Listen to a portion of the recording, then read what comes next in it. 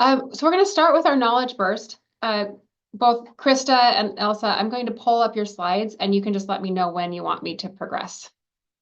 So while I'm doing that, can you introduce yourselves, please? Yeah, I'll go first. I'm Ilse, registered dietitian, also certified specialist in pediatric nutrition, working at St. Luke's Children's here in Boise. Been here for about 2.5 years. Definitely see a wide range of patients in this position, but definitely have our fair share of kiddos that fit into this group. So thanks for having me. And I'm Krista Brown, also a registered dietitian and certified specialist in pediatrics. Also, same as Ilse, do outpatient, see lots of kiddos with autism as well. And I've been here for 15 years at St. Luke's. Yeah, Krista and I we share that office space, so we're kind of the same person in a Yes. sense. But yeah, we'll go ahead and get started. This is a really challenging patient population to address in the nutrition realm, and we're obviously gonna get right on into it. So you can go ahead and go into the next slide. So learning objectives, a couple. So one, we want to be able to understand the dietitian role in caring for patients with autism spectrum disorder and just understand what are we specifically trying to achieve with these patients. We want to be able to recall nutritional concerns that are commonly seen in these patients, review evidence-based nutrition interventions for these children, and as well as identify alternative resources that can be used in conjunction with a dietitian to improve the nutritional quality of the diet of a child with ASD. And as you'll come to find out throughout this presentation, we definitely heavily rely on many other providers and specialties to help us out with these kiddos, because like I said, it's definitely a very challenging patient population. So our role as a dietitian, what do we do? So we assess patients for any nutrition related problems and then diagnose as well. So this can be anything from, do they have malnutrition? And then if they do, is it mild, moderate, severe? Do they have inadequate nutrient intake? Are they underweight related to inadequate calorie intake? So lots of different things that we can diagnose and that we're looking for when the patients come to our office. From there, we establish interventions to help either improve or resolve the diagnosis that we've made or diagnoses. Education is key here, so we educate the patient, the family, any other caretakers, either verbal or with different handouts that we have. And we make a plan for the family that's going to work for the patient and the family. From there, we monitor, we look at their growth. Are they tracking appropriately? Are they demonstrating catch-up growth? Their feeding ability? Are they safe to swallow, safe to chew? Do they have texture issues that we need to take into account? Different food acceptance. Are they able to eat a variety of different foods and accepted variety of different foods? And kind of what we're working with there. The adequacy of the nutrient intake, lab results, understanding nutrition education. Are they able to fully understand what we're telling them to do and the education we're providing? And then the ability to implement these recommendations. Then we evaluate the progress. So when we see them back, we evaluate, is the diagnosis that we came up with improving, resolving, or worsening? And then from there, do we need to adjust the plan? Do we need to make changes to get them back on the right path? And nutrition concerns with kiddos with autism spectrum disorder. So in the exact same way that autism is a spectrum, we can have a very wide spectrum of nutritional concerns and things that these kiddos are struggling with. Like one of the most prominent things that we are seeing is a very limited diet, right? So lots of kiddos who are very selective with what they are willing to accept and what they are willing to eat on a day-to-day basis. Most of the time, what we're seeing is due to sensory aversions or sensory related food preferences, but that is definitely not always the case. with these kiddos. Also a wide range of how selective these kiddos are. There are some kiddos that only have 10 or less foods that they're willing to eat, that we have to work with. And also there are kids who have a much higher list of foods that they will accept. So that can range as well. So like I said, not always the case that the limited diet is due to sensory aversion. Sometimes it's due to diagnoses like ARFID, avoidant restrictive food intake disorder, which I believe Courtney a couple weeks back talked a little bit about that too. But these kiddos are avoiding certain foods or expanding their diet for different reasons. It could be either due to fear of expanding their diet for some reason, fear of choking or vomiting or getting sick, or just lack of interest as well. They just don't want to expand their diet, no interest. So that one, as you can imagine, can be really challenging to work with too. So one of the biggest nutritional concerns that we see is these kiddos tend to have a very high intake of calorie dense, carbohydrate dense foods that are high in sodium, salt, and also with lower nutritional value. So for example, some of the most common foods that we see as our staples are kind of like our carb, crunchy kind of foods that are consistent all the time. So things like chips, things like crackers, tend to see French fries and chicken nuggets very often. Those are kind of some staples too. The food selectivity can be as extreme as kiddos will only want to eat one certain type of brand of a certain food or one certain type of color of a certain food. Again, that can be a spectrum as well. But very low intake of sometimes protein foods, very often fruits and vegetables. So we see suboptimal vitamin and mineral intake, often suboptimal protein intake. And then the other one that can be a really big range is either we see kiddos who have suboptimal calorie intake, so they're not eating enough calories in the day, or the whole other extreme where they're eating too many calories in the day. So we can have kiddos who are underweight, either failure to thrive, slow growth, those kinds of issues, or we can have the other side where kiddos are having very rapid, very accelerated weight gain, because their limited diet is so high in those calorie dense foods. So we see that as well. And when we have excessive calorie intake and accelerated weight gain, that can often lead to that increase for metabolic diseases like prediabetes, hyperlipidemia, all those kinds of things that we worry about.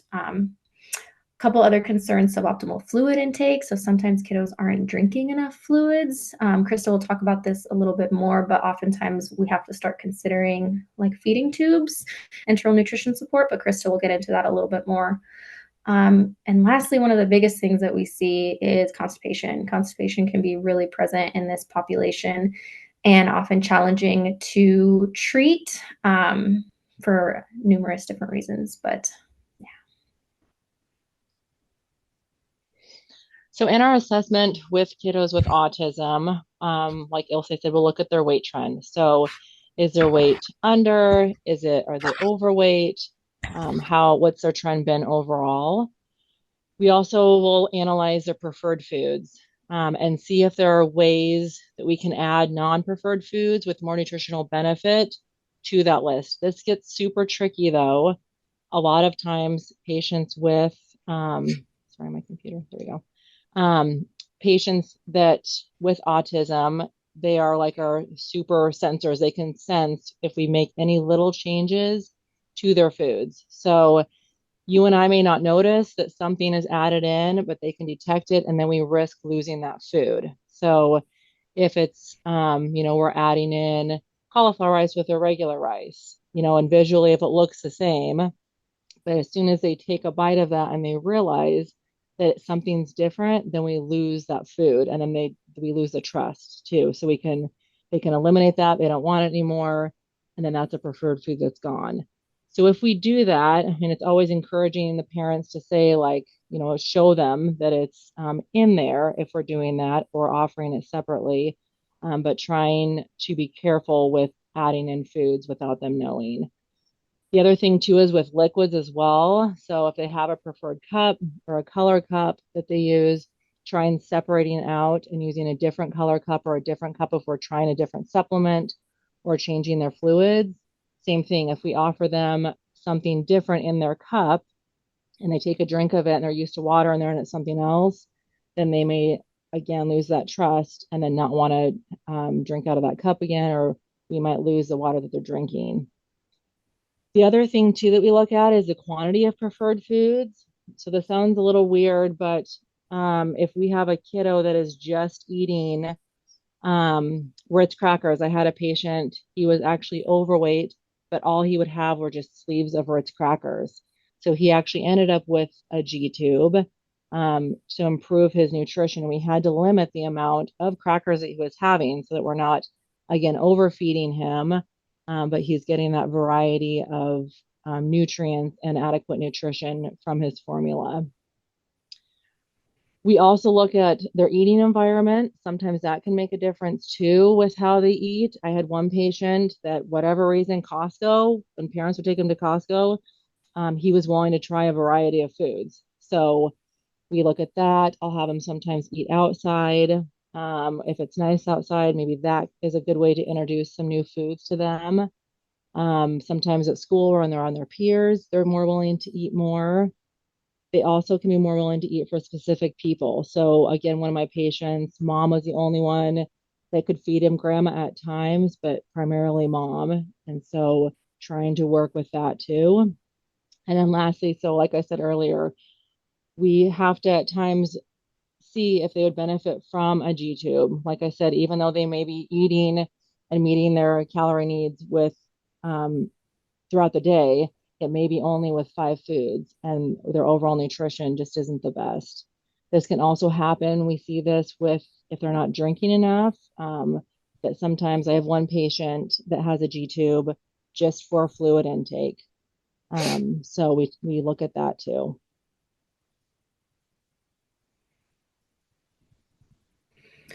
So, lots of things to consider with this patient population. I think one of the biggest things that we have to do in our initial assessment is to assess if they have any cognitive or behavioral issues, right? Because autism is a spectrum. We can have a wide range of challenges that these kiddos struggle with. So we have to be able to assess their receptive and expressive language ability. Are they able to understand things that we are trying to educate them on? Are they understanding things that we are asking of them?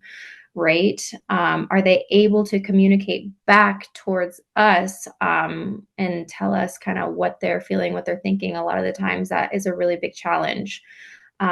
Another huge one is behavioral regulation, because we, in these situations, we're asking them to change or add something to what is already very safe for them. They're safe foods that they're eating. So asking them to add something or change something or eat less of something kind of breaks that safety net a little bit. So we have to identify, are they able to handle something like this? Do they have good behavioral regulation? Oftentimes parents will say that they have like temper tantrums or outbursts when anything kind of out of what is expected occurs. So that can be a really, really big barrier when it comes to trying to change their diet.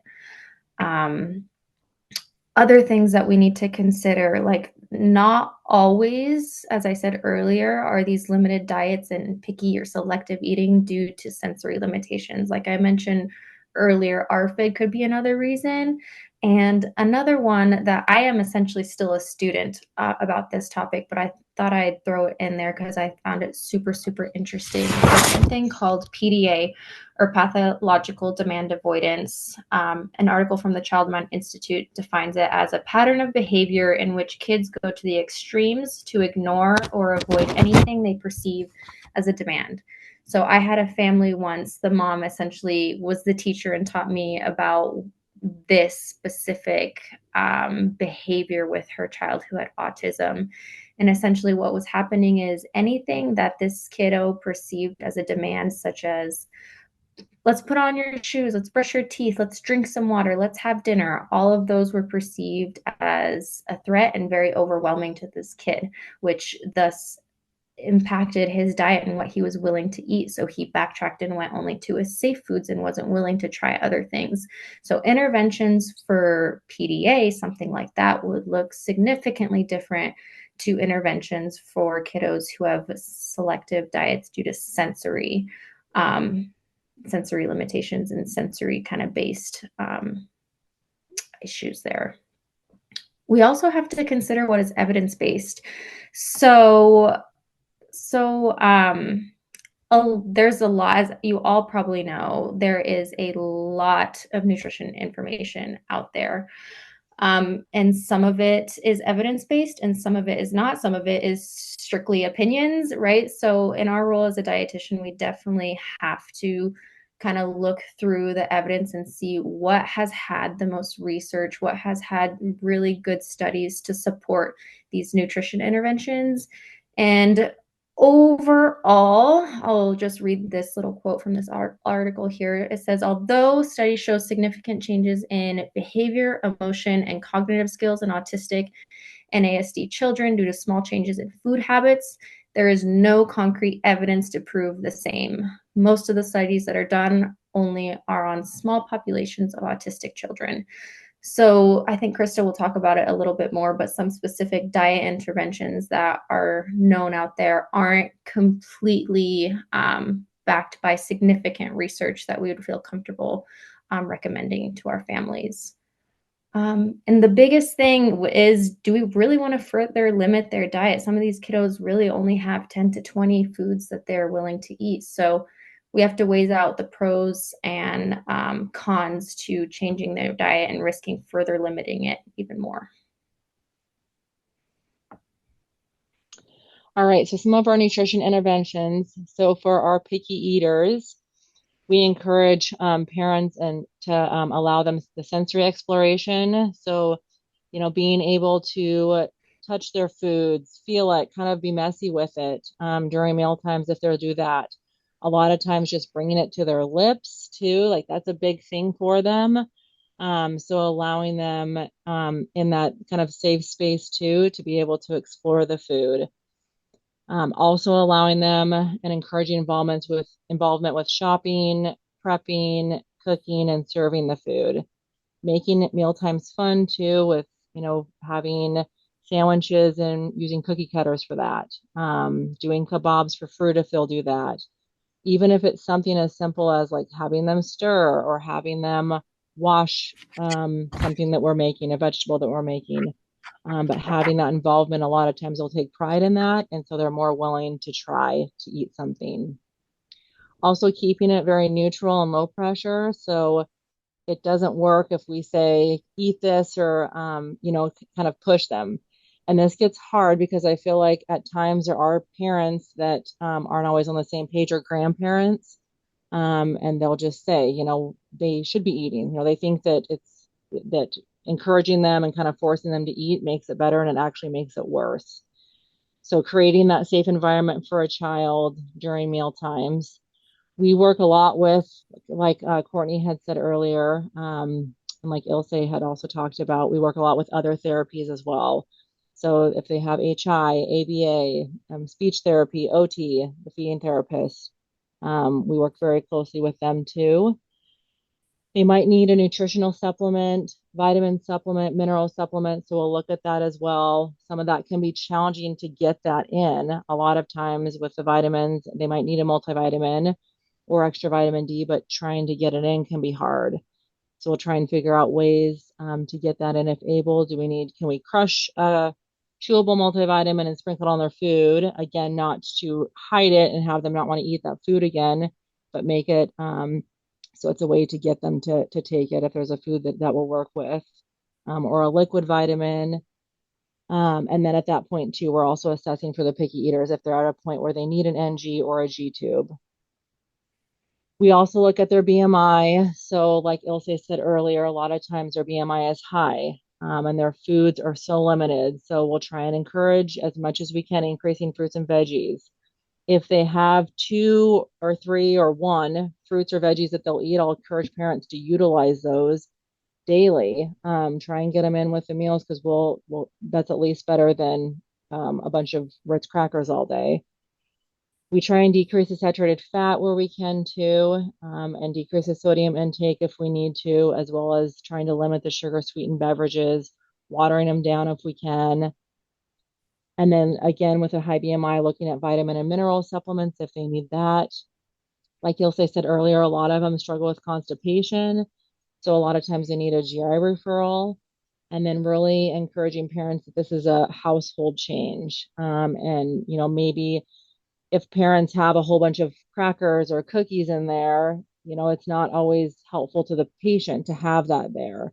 So encouraging them to not have those in the household. If parents want that, they can have that on their own, but really trying to encourage the whole household to make those changes.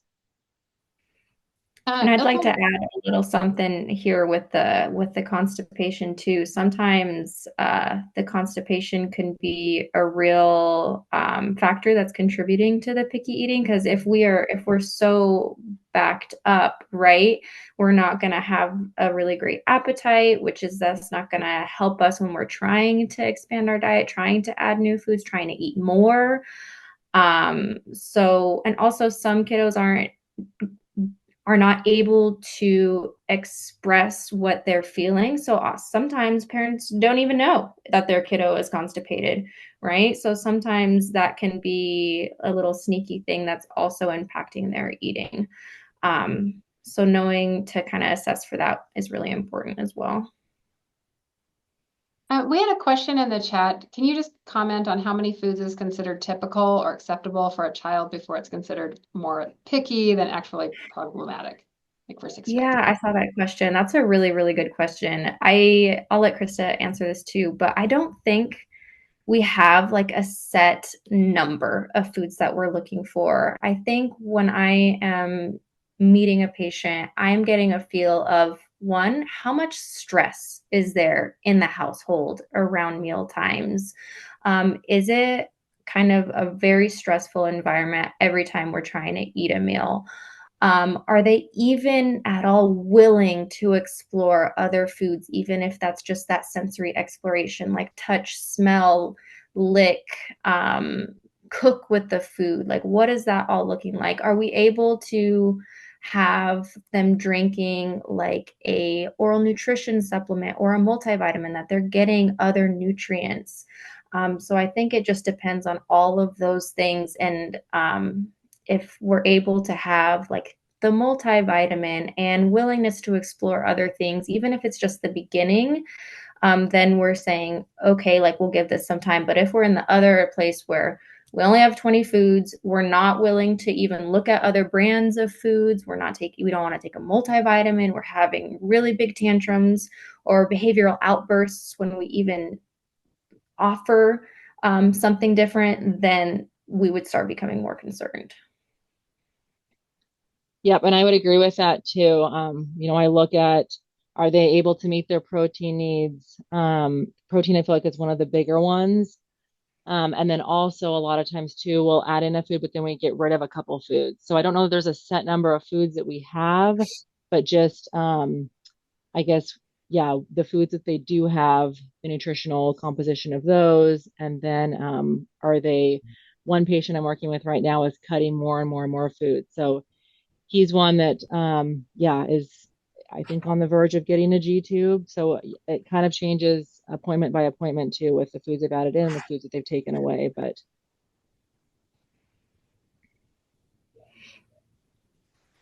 Okay, so big key points. I think one of the ones that we want to emphasize is that the role of the dietitian is to obviously improve the nutritional quality of the child's diet and metabolic health, as opposed to implementing dietary therapy aimed at addressing other concerns such as behavioral, psychological, social, in that kind of manner. Like I was mentioning earlier, the evidence isn't really there to support it. And in my mind, that's not necessarily my scope of practice to improve their behavioral, cognitive concerns. So we are, of course, nutrition plays a direct role, but we are aimed at focusing on the nutrition itself. Other key point is caring for those with autism spectrum disorder usually requires a multidisciplinary approach to be able to achieve desired goals and outcomes. We heavily depend on our speech therapists, our occupational therapists, our providers at our developmental peds, all of those. We have to kind of work together because it is a massive diagnosis that can have a lot of different factors playing a role. So it's not just us, and we definitely need a team for a lot of these kiddos too.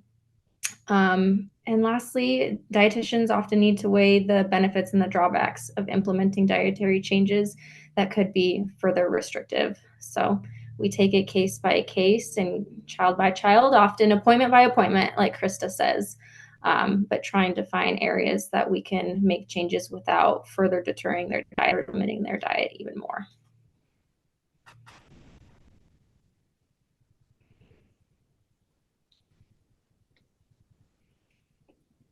I'll say thank you, Krista. Thank you so much. We had another couple questions in the chat. So could you talk about some clinical indicators that a kid may be low in protein intake?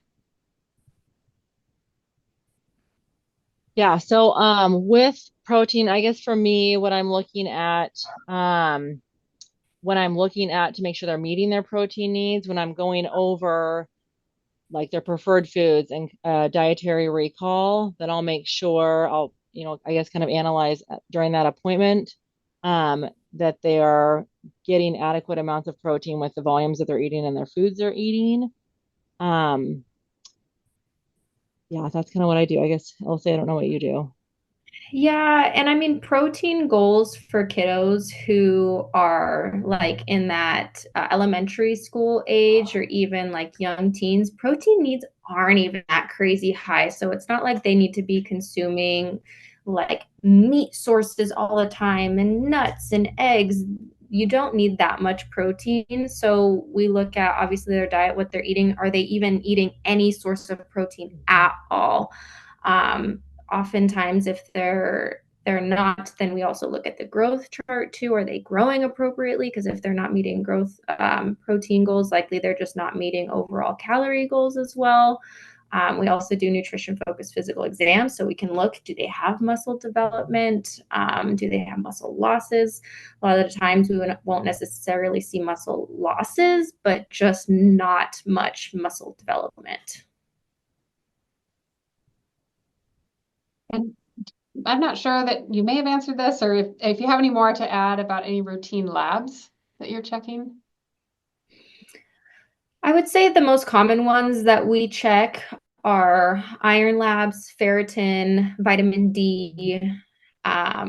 Sometimes on the very rare occasion, I'll check like B12 and folate, but I've yet to see a kiddo who has low levels of that one. Sometimes zinc, but lab values for that one aren't completely reliable. So I would say just the basic, also a CBC as well.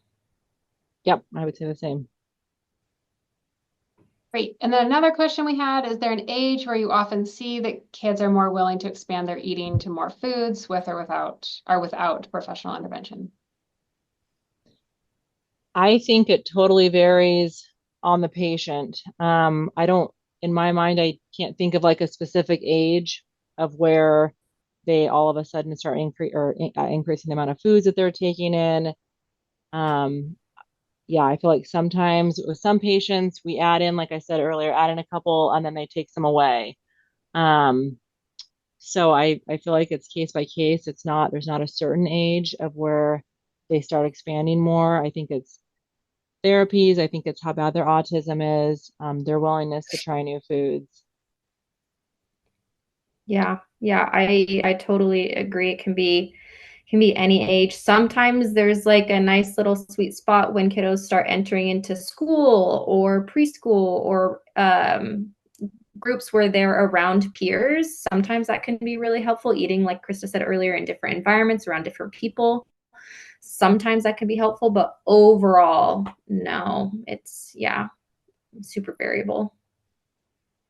And sometimes school can be harder too, because if it's overstimulating, if they're in a loud environment, if they don't have parents there to feed them, there are some that will go all day long without eating, and then we're trying to catch up and make up those calories later. So it is completely different. Yeah, for patient by patient. So. Great. And we had one last question here. If you want to, thank you. Elena started commenting on it as well. So Elena, if you want to jump in. But the question is, could you talk about the differential diagnosis between ARFID and sensory issues, or how sensory issues may turn into ARFID? I think for us and what we've seen so far with ARFID, it's a little bit of a, for lack of a better word that I can think of right now, a loosey-goosey diagnosis, right? We're seeing it kind of come up a little bit more frequently. That being said, I'm not the expert in the diagnosis of ARFID. The one criteria I know specifically about ARFID, though, that it is food restriction that is not related to a weight-based mentality. So we're not like in eating disorders restricting food because of weight or body image or anything like that. That's the only distinction I know. But when does sensory issues turn into ARFID? That's a really good question. Mm-hmm. I can certainly comment on that. I actually have the DSM-5 in front of me that defines what ARFID is. So I just would encourage people to look that up. But there's some very specific criteria that need to be met. Granted, there's 4 of them. There's like a domain A that has 4. And you have to have at least one or more of the 4. And you're right, it's not due to having like anorexia nervosa, bulimia, where it's more of an image issue and less, it's more related to the food itself or the sensory aspects of the food or the fear that you might vomit or some aversive thing will happen as a result of eating the food. And then there's like several criteria like loss of weight or nutritional deficiency or like dependence on feeding supplements, interference with psychological functioning that's kind of a vague criteria. And then just some other things too. But it's not necessarily, so I guess my comment is you can have significant sensory issues as it relates to food, and that can turn into ARFID if you meet one of the criteria for ARFID or the listed criteria for ARFID. So they can both happen. Same with kids who have like OCD around eating. So you could not have autism and have ARFID. Like if you have like obsessive compulsive thoughts about eating and vomiting or anxiety around eating, that also can meet criteria for ARFID, and it's not due to autism. I hope that makes sense. Thank you. Amy, do you want to chime in? Yeah. I just have one more question, actually. As providers and as parents, right, we often think about the deficiencies, right? Like what the child is not eating. So how do you guys focus on the strengths of the child's feeding habits and nutrition, like to help encourage parents and provide them with positive reinforcement? I think just reminding them that it's hard, right? That what they're doing is hard work, because I think parents have a lot of guilt and they feel like as parents, their job is to feed them and they're not eating a variety of foods. And so always, reminding them that this is not something that they did or that they caused and that feeding is hard for them. So just always reminding them that they're doing a good job and they're doing the best they can. Because I think especially when it comes down to like a feeding tube, that's a hard discussion, especially those that are eating, but it's just so limited. I think that most parents come to that realization that it is important too that they get one, but just trying to support parents the best they can and remind them that they're doing a great job. So. Yeah. 100% what Krista said. Also celebrating the wins that may seem so minuscule to the parent, as if like something as little as, oh, my child smelled the cucumber yesterday. It's like, well, let's celebrate that, because 2 weeks ago, a month ago, a year ago, he wouldn't have done that. Right. So just trying to celebrate that their kiddos, any progress that they're making sure the parents know, like, hey, that's still huge. Well, thank you so much. Ilse and Krista, I understand you have to head out, and we just really appreciate your time today. So if you have any questions for them, you can reach out to the ECHO staff. We'll funnel your questions the right direction. But we appreciate the conversation that we just had. Thanks. Thank you, So- guys. Thanks for inviting us.